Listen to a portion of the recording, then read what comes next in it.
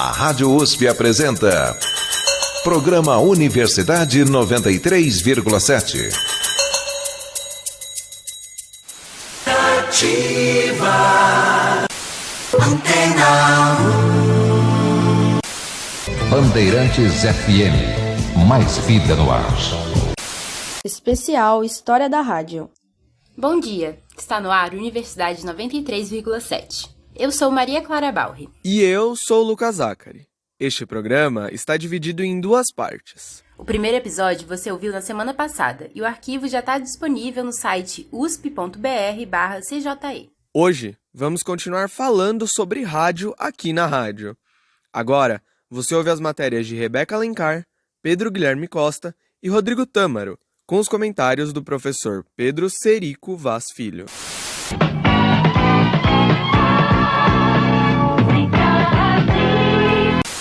Para além das rádios comerciais conhecidas, existem as rádios que são produzidas e difundidas por um pequeno grupo, por meio das ondas sonoras. Muitas vezes, uma única pessoa é responsável por essa transmissão de informações. Conhecidas como rádios piratas, livres ou comunitárias, esse modelo de comunicação costumava ser atrelado a lutas sociais e políticas, à margem da grande mídia. E esse tipo de rádio foi, inclusive, uma inspiração para a banda brasileira RPM, sucesso nos anos 80. Fique agora com a crônica da repórter Rebeca Alencar sobre a música Rádio Pirata.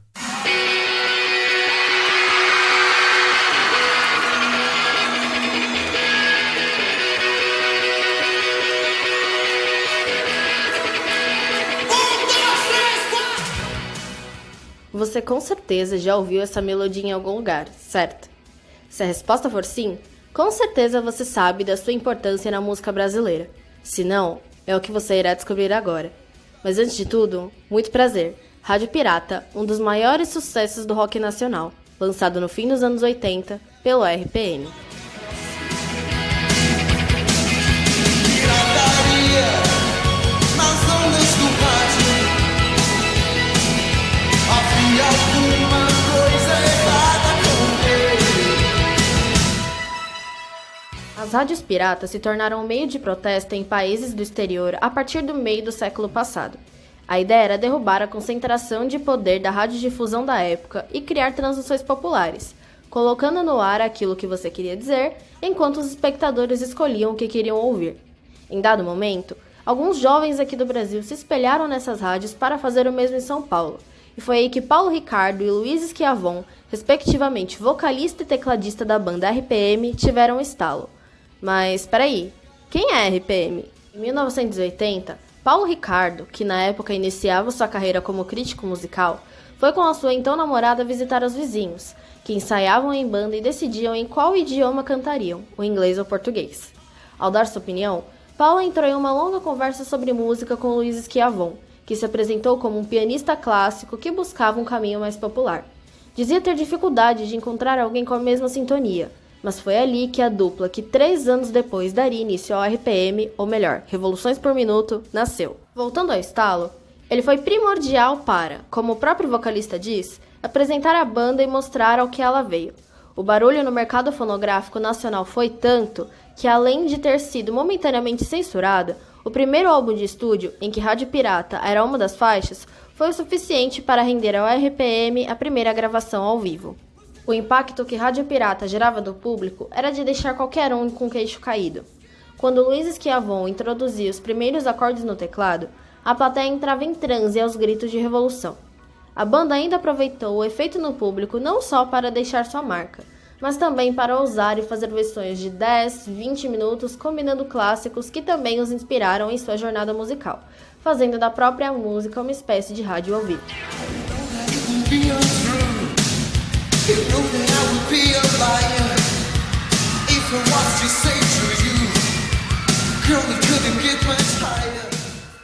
Durante seu ápice, entre os anos de 1984 e 87, o RPM literalmente dominou todos os recordes de venda da indústria fonográfica brasileira.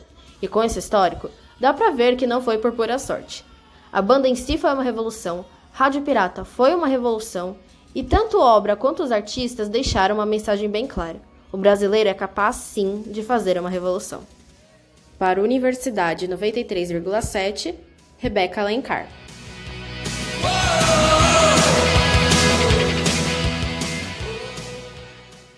Bom, professor, o senhor tem algum comentário sobre essa homenagem ao grupo RPM? Eu tenho, né? Porque em 82 eu tinha 19 anos, hoje eu tô com 59, era o tempo. E foi quando eu conheci a banda e eles estavam iniciando e não estavam assim, estamos já nas paradas, mas já estavam assim, num momento já rumo a isso, né? Então, quando apareceu, a gente já gostava. Minha idade, 19 anos, aquilo me chamou muita atenção. Tanto que os programas de calouros, e eu fazia um curso de canto na época, e eu não cantava RPM, mas eu cantava outras coisas que eu gostava, mais MPB assim, mais a linha mais antiga, e a moçadinha que estava comigo já estava cantando RPM assim, conhecendo, e as revistinhas que eram vendidas em banca de jornal, já traziam o Paulo Ricardo e RPM na capa, isso era muito interessante. E depois, muitos anos depois, em 2016, quando eu vou defender o meu doutorado sobre rádio comunitária, aí eu quis fazer algumas ilustrações no texto e aproveito, né? Eu aproveito o rádio pirata, porque assim, eu vou falar de rádio pirata, rádio livre, rádio comunitária, e é esse desafio que as rádios têm e que a juventude ainda tem, mas que naquela época era maior, porque a gente estava falando de ditadura, né? Eu vivi muito bem esse tempo, meu pai também foi preso político, em 75, então era um período desafiador, e me chamou a atenção porque já tinha, eles aparecem, e com o RPM a gente vai ver assim, existe público para tudo, né? E o talento, ele ultrapassa a censura, ele ultrapassa qualquer coisa, porque assim, não dá para segurar. Quanto mais eles apareciam, e o que me chamou a atenção também as letras, não só deles, mas as letras das bandas dos anos 80, elas eram muito fortes, muito interessantes. E hoje a gente já não tem tanta produção musical com essas letras, tanto que elas sobrevivem. Você vai numa festa hoje, aí coloca RPM, todo mundo sabe cantar, coloca o traje a rigor. Sai da tocaia, pula na baia agora. Nós vamos invadir sua praia. Só com a vibralinha mesmo. Mistura as palaias, foge da raia. Sai da tocaia. Coloca Paralamas Sucesso. Quando tá escuro e ninguém te ouve, quando chega a noite e você pode chorar, há uma luz no túnel, desesperado. Lobão e seus Ronaldos. Gosto muito do seu jeito, rock and roll meio nonsense, rock and roll meio nonsense, pra acabar com essa inocência e o complexo de decência. Então as pessoas lembram do sucesso daquela época, e eu achei muito legal que vocês trouxeram isso, que traz a minha juventude de volta, né, aqui, e o Paulo Ricardo é uma pessoa extremamente carismática, eu tinha uma ideia dele, de pessoa assim, muito roqueiro, aquela coisa toda. Aí quando eu vou entrevistar o Paulo Ricardo, num Criança Esperança, lá em 1995, ele participa. E você que está em casa, continue ligando pra gente, a sua contribuição é muito importante para as nossas crianças. E aí eu vou conversar com ele, ele tá me falando, ele tá rezando no bastidor e falando, nossa, era parecida comigo. Eu falei, gente, eu não imaginava que você era assim, né? E ele lá, todo assim, contido, e aí nós falamos religião, e falou, eu sou devoto de Aparecida e tal. Eu falei, nossa, que interessante. Eu achava que eu tinha muita ideia de você, que você não se ligava nessas coisas. Eu falei, não, cara, eu conheci outra pessoa. Isso que é boa a nossa profissão, porque às vezes a gente está nos bastidores, você vai conhecendo as pessoas e vai tendo essa referência. E o Paulo Ricardo é essa pessoa genial, eu achei ele muito criativo. 99,3 MHz. Escala 99 FM.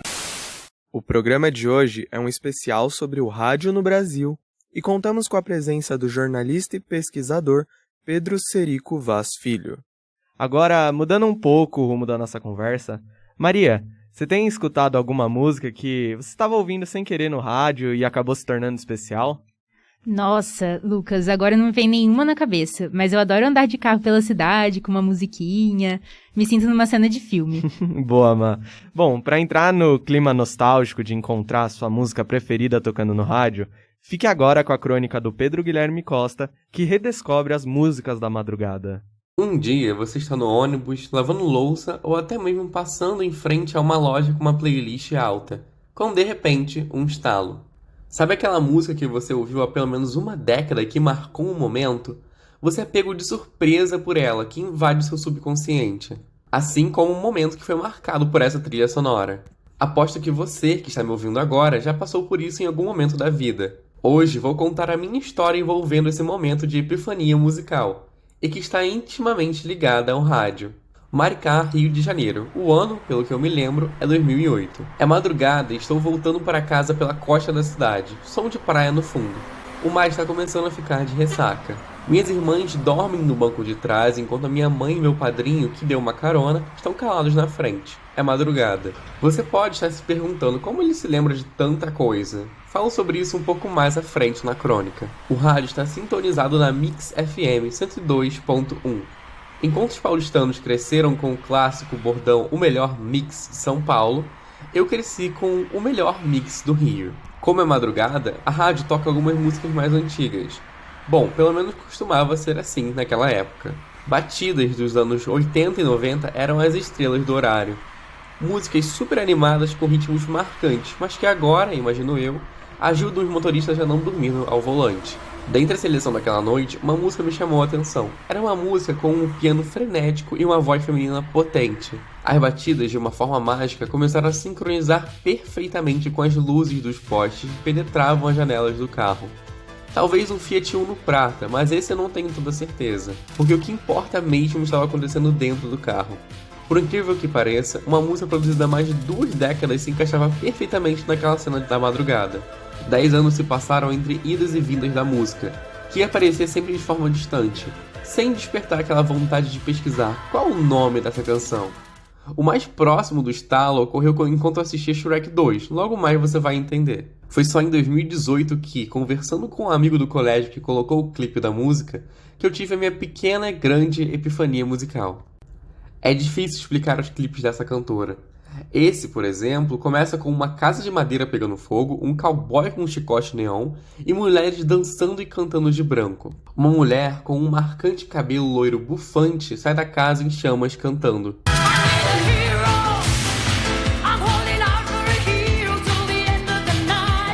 Essa é a cantora norte-americana Bonnie Tyler, que gravou a música da madrugada Holding Out for a Hero para a trilha sonora do filme Footloose. A música, que conta com mais de 120 milhões de visualizações no YouTube, ainda apareceria no 6º álbum de estúdio da cantora, o Secret Dreams and Forbidden Fire. E claro, a música também é interpretada pela fada madrinha do filme Shrek 2, provavelmente por onde muitas pessoas a conheceram.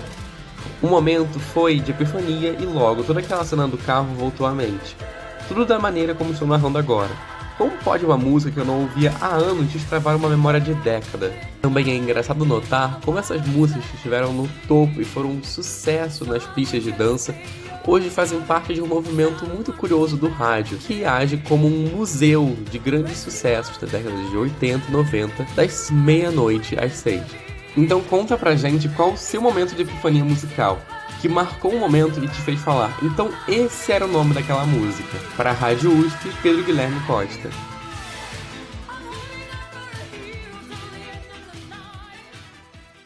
Professor, o senhor tem alguma história de amor à primeira escuta? Tenho muitas, mas antes só uma frase do Milton Nascimento, música, a força que levanta os bailarinos, né?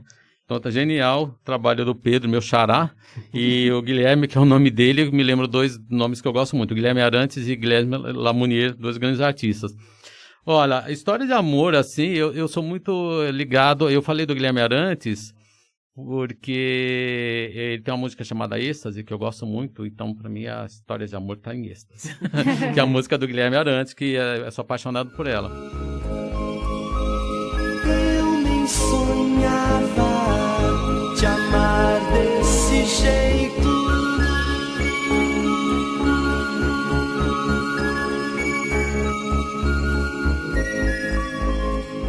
Hoje nasci. Então, assim, e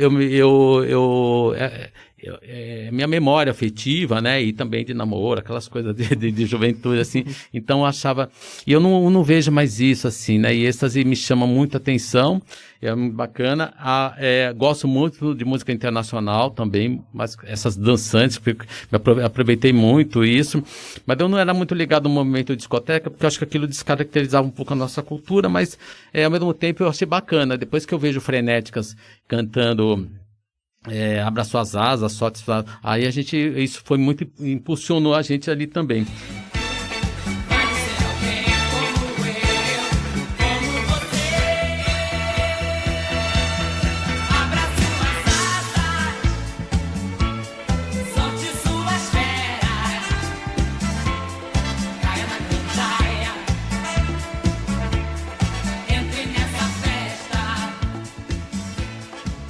Eu achei o trabalho muito legal, eu adoro esse sotaque carioca, esses S's, né? Então, assim, esse cuidado, que é uma coisa natural que sai ali, e a crônica ficou com gostinho de quero mais, né? Eu achei bacana porque ela prende a atenção e termina com essa interrogação, e eu acho bacana, mas como que é interessante, a gente sente falta desse gênero da crônica, né? Da pessoa contar uma memória, e isso prende a atenção da gente, e a gente é inspirador. E precisa ter sensibilidade, né? A sensibilidade que o Pedro teve, mas a gente desenvolve isso muito fácil, é muito tranquilo isso. E eu gostei muito da descrição, o retrato sonoro que ele traz aí, que a gente vai viajando na história dele. Rádio América, São Paulo, 1410 kHz. Infelizmente, o nosso programa está chegando ao fim, mas nós não podíamos nos despedir dessa homenagem aos 100 anos oficiais do rádio no Brasil, sem nos debruçarmos sobre o futuro deste meio de comunicação. Com toda certeza, o rádio não morreu. E é sobre as perspectivas do que pode vir a ser o novo rádio e os novos formatos que despontam no mundo do áudio que ouvimos agora na coluna de Rodrigo Tâmaro. Se você, assim como eu, tiver lá os seus 20 e poucos anos, é possível que para você a televisão seja muito mais importante do que o rádio. E se você for um pouco mais novo então, pode até esquecer que ele existe de vez em quando. Mas o que isso quer dizer sobre o futuro do rádio? Será que essa mídia tá com os dias contados?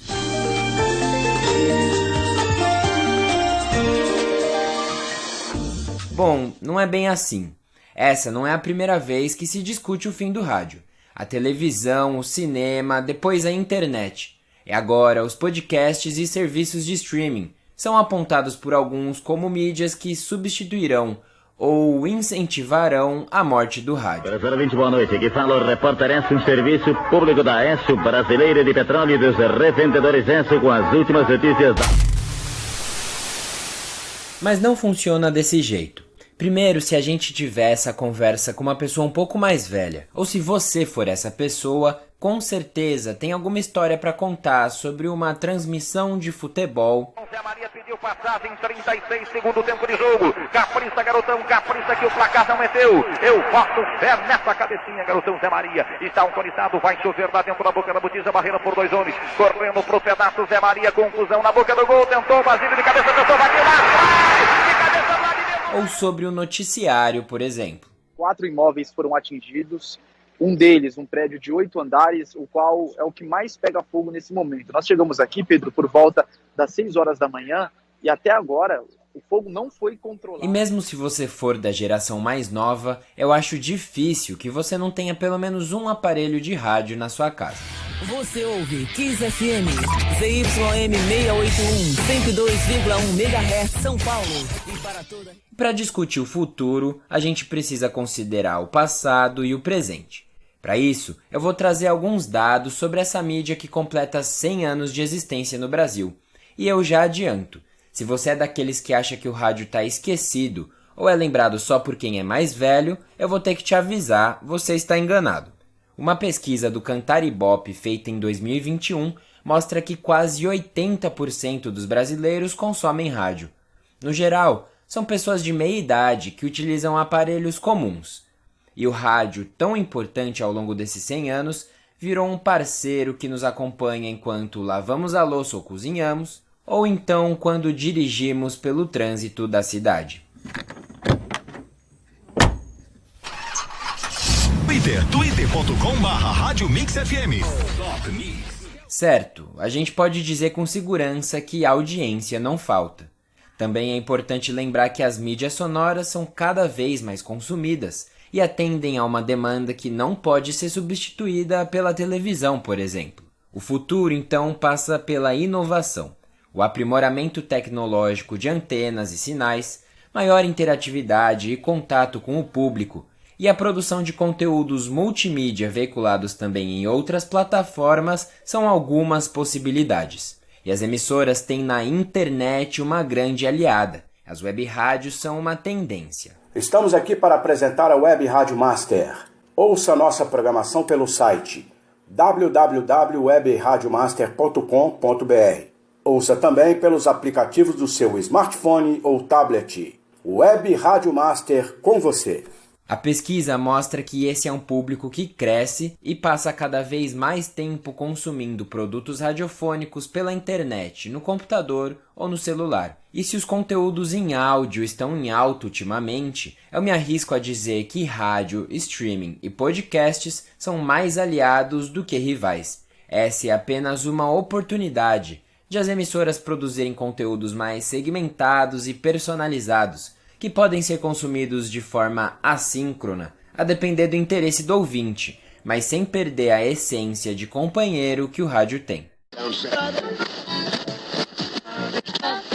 O futuro, então, como nós vimos, não é o fim do rádio, longe disso, mas talvez passe por uma transformação de como as coisas são feitas e principalmente de como elas são consumidas. Eu sou o Rodrigo Tâmaro para o programa Universidade 93,7. Bom, professor, a gente vai fazer agora uma pergunta difícil, talvez, mas o senhor acredita que veremos um bicentenário do rádio no Brasil? Olha, sim. E enquanto existir som e emoção, vai existir rádio. Não tem como não ter, né? E esse apego, porque a gente vive dessa questão do som. E a tecnologia está oferecendo para as pessoas que não têm audição, por uma deficiência auditiva, surdez, enfim... As possibilidades estão sendo oferecidas hoje. Eu não estou falando de aparelho, estou falando da própria linguagem, da questão da acessibilidade que está sendo oferecida através dos meios. Então, essa é a inovação que foi o que eu entendi que o Rodrigo disse para a gente, né? Então, eu vejo que a gente vai ter bicentenário, enquanto existe som e emoção, e eu espero que isso não acabe. O que eu questiono hoje está sendo em torno da qualidade de algumas coisas que a gente está ouvindo no rádio hoje e que acho que precisa melhorar nas programações das emissoras jornalísticas, porque a tecnologia veio para nos ajudar, mas a gente não pode viver de recorte e colhe. Às vezes você ouve um rádio jornal ou mesmo um telejornal na televisão e você praticamente ouviu todos, porque as coisas são... Fora as linhas políticas que algumas emissoras adotam, isso é muito triste. Queria também dar os parabéns para vocês, porque vocês colocaram vinhetas de rádio que eu trabalhei. Trabalhei na CBN, trabalhei na Rádio Capital, 5 anos. Eu fui coordenador da Rádio América, então eu gosto dessas vinhetas, estão aqui no meu imaginário. E do Repórter ESSO também, porque eu tive a oportunidade de ter contato com dois grandes, o Gontijo Teodoro, que eu entrevistei, falecido, e o Dalmácio Jordão, que agora completou 90 anos de idade, que foi Repórter ESSO, pessoas que me trouxeram histórias magníficas. Então, gente, muito bom. E rádio, as histórias, né? Eu sempre participei de programação de rádio. Uma vez eu ganhei um telefonema para a Rádio Globo em 76. Eu liguei, tinha que acertar uma pergunta. Eu ganhei um disco do José Augusto e 25 vizinhos do lado direito recebiam uma marca de tempero, que eu não diria a marca agora, marca, 25 do lado esquerdo recebiam a marca, e eu fiquei conhecido, eu vou falar marca, vai, eu fiquei conhecido como Pedro Arisco, porque era o tempero Arisco, eu ganhei uma caixa, então tinha essas coisas, aí a rua inteira ganhou, todo mundo queria saber de quem que estava distribuindo, era a Rádio Globo distribuindo o tempero Arisco, porque um morador da rua ganhou, então eles estavam recebendo, era uma promoção, mas eu não sou Arisco não, gente. E para finalizar, a gente vai retomar a crônica que eu fiz para mostrar um pouco da versatilidade dos formatos do rádio.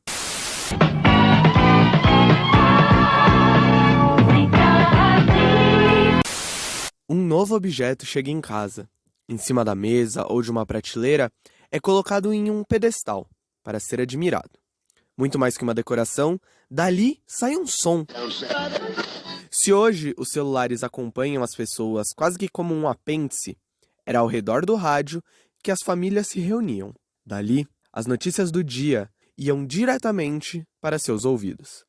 Bastava sintonizar na voz de Eron Domingues e não precisava mais esperar até o amanhecer para saber o que aconteceu no dia anterior. Atenção, atenção, Beverly Hills, Califórnia, faleceu Carmen Miranda. E então, trovões. O mocinho cavalgando em cima de um cavalo. Um tiroteio contra o vilão. A febre das sonoplastias que inundam os programas de TV e as redes sociais já era impulsionada nas antigas radionovelas. Uma folha de zinco parecia anunciar uma grande chuva, enquanto o bater de cocos era o trote do animal. Tudo feito na hora. E só com as vozes dos atores e os efeitos sonoros era possível criar uma ambientação e um cenário dramático. Será que o mocinho e a mocinha vão ficar juntos? Qual será a próxima vigarice do bandido? E ainda mais, quem seriam aquelas vozes que atuavam? Só com as revistas de rádio que era possível fazer o tal cara crachá entre a voz que emocionava e o rosto que encenava. Do drama para os programas de auditório. Foi nesse tipo de programa que grandes nomes do entretenimento brasileiro surgiram. De frente para uma plateia de centenas e ouvidos por milhares, apresentadores como Ari Barroso e Chacrinha mandavam e desmandavam em seus programas, trazendo as mais novas estrelas ou mostrando sucessos musicais da época ao vivo. E você já parou para pensar como é a emoção de sintonizar os primeiros Yeah, Yeah, Yeah vindos de uma distante Liverpool em pleno Brasil? Ou ainda, imaginar descer as estradas de Santos no seu calhambeque, mesmo que no sofá de casa? Tanto o bêbado quanto o equilibrista estavam prontos para mandar aquele abraço pelas ondas do rádio.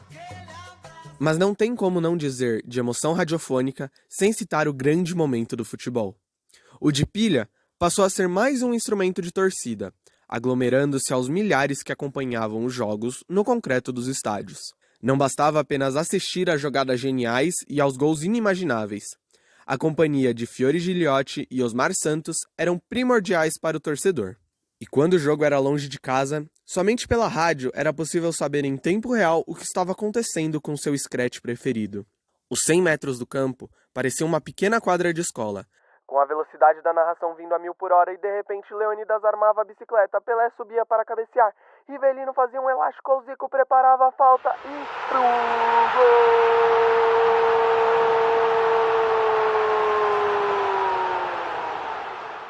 É claro que hoje, o número de opções de lazer são muito maiores. E talvez o rádio possa ter ficado um pouco de lado, mas a verdade é que basta sintonizar para conhecer um novo mundo, só com sons e sem imagens, a não ser aquelas da sua imaginação. Para a Universidade 93,7, Lucas Zacari. Bom, é com essa reflexão e essas memórias que o nosso programa chega ao fim. Professor Pedro Vaz, foi uma honra tê-lo aqui conosco. Muito obrigada por todos os comentários e contribuições. Eu que agradeço, muito obrigado. E parabéns para você, tá muito bom. Um abraço para o grande e genial professor também, Luciano Maluli. Muito obrigado, professor. Esperamos que tenham gostado de conhecer um pouco mais sobre a história do rádio e de especular com a gente sobre o que vem de novo por aí. Este programa teve a apresentação de Maria Clara Balri e de Lucas Zacari. As matérias são de Rebeca Alencar, Pedro Guilherme Costa e Rodrigo Tâmaro. A produção foi de Rebeca Alencar e a edição de Rodrigo Tâmaro. A coordenação do programa foi de Sara Lidse. Este programa também está disponível no site usp.br/radiojornalismo. Muito obrigada pela audiência e um ótimo dia a todos. Bom dia e até mais. Ativa. Antena 1. Bandeirantes FM. Mais vida no ar. Especial História da Rádio. A Rádio USP apresentou Programa Universidade 93,7.